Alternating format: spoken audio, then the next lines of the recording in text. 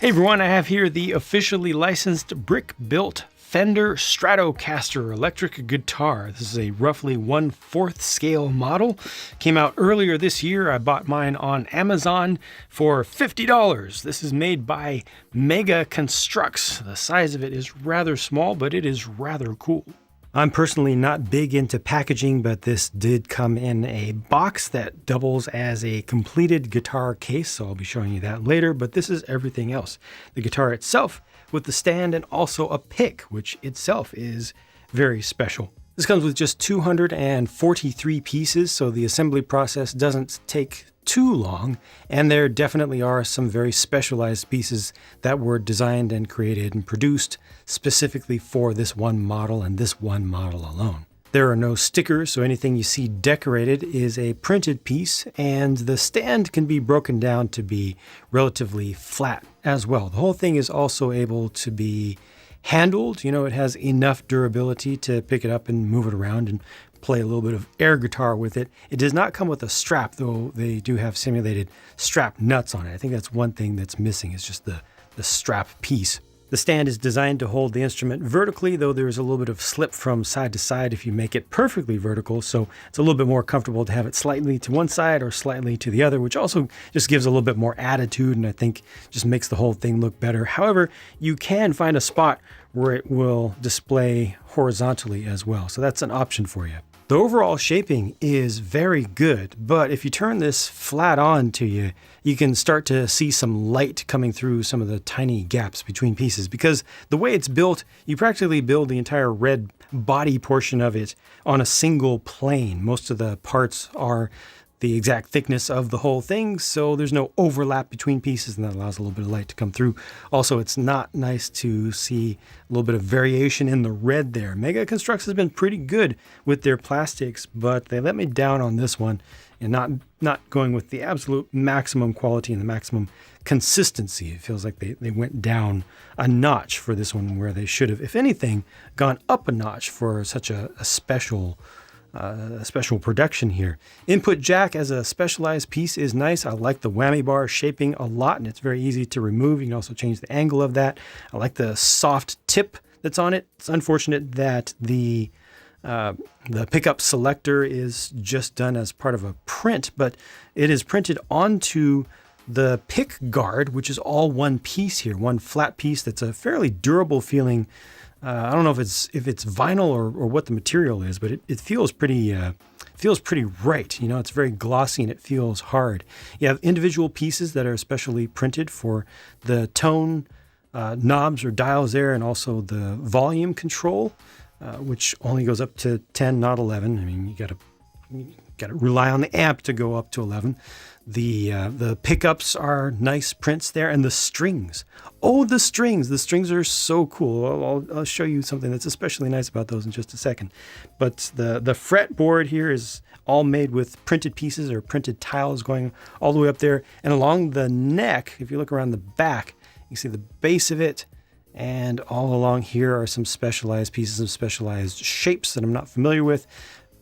Leading up to the headstock, which is its own single piece, which is again completely specialized and unique to just this set, and that's printed on this side as well. So there you can see how the strings are connected. They actually have loops at the ends, and this is a soft material that these strings are made of. It's actually elastic, and it's cool when you string this up. It feels like you're doing a thing. It feels like you're doing a little bit of craft work, because you connect everything down below, and then all the strings themselves are just loose, and you have to line them up properly, and you have to get them connected just right, make sure they go into the grooves, and then you just attach them. It's not frustrating at all, but it feels like a bit of crafting work. I think they just struck a very nice balance there. It makes you feel like you're doing more than you actually are. So overall, the design of this is very nice, even if the production is not absolutely perfect. It definitely has some flaws, but check this around the back as well. A couple more prints, so printed piece there, and that is intended to, Mega does different things with their plastic mixes to try to get some interesting looks. So this is supposed to look extra metallic there. You can just see the flow lines, and they chose to allow that to be there. And then this is all printed up here as well. Again, Unfortunate that there's no strap included because they do have the spots to connect them. But here's one more thing while I was talking about the materials that Mega does. I was thinking heavily about this because this is super special.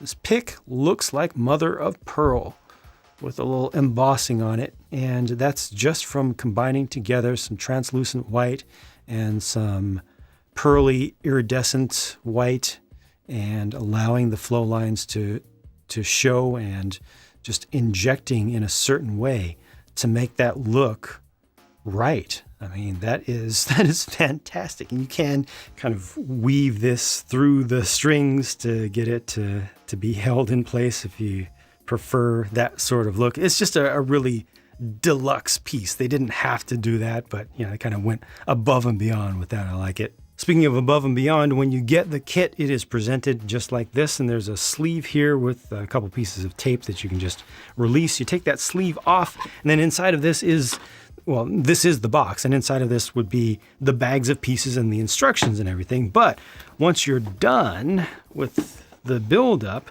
you have a case here. So the guitar, I mentioned the whammy bar comes off. You can also just take that pick right on out. Drop that right in there. You got a nice little spot where this gets connected. You can drop that right in there. You got even a spot where the instruction manual can stay if you want, or you can just leave that out. You got a nice finish over here on this side. This is where the parts were, so they were in bags beneath this. And there's also a slot for the stand, which can be taken apart. Drop that in there. A couple sub-assemblies. And this should do it, I think, in that direction. There we go. Make sure that this is connected properly.